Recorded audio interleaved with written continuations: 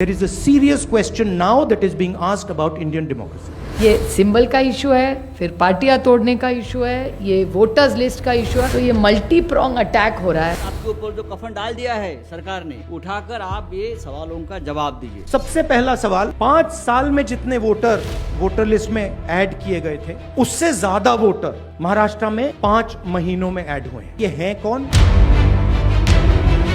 दूसरा सवाल, महाराष्ट्र का adult population 9.54 crore, election commission के मुताबिक महाराष्ट्र में 9.7 करोड़ वोटर्स हैं। इसका मतलब इलेक्शन कमीशन कह रहा है कि महाराष्ट्र में एडल्ट पॉपुलेशन से ज्यादा वोटर्स हैं। ये कैसे हो सकता है? तीसरा सवाल, कामठी विधानसभा, यहाँ पे कांग्रेस पार्टी को लोकसभा में 1.36 लाख वोट मिला है, बीजेपी को 1.19 लाख वोट मिलता है। ये चुनाव हम जीते लोकसभा वाला, विधानसभा में तकरीबन उतना ही वोट हमें मिला, 1.34 लाख।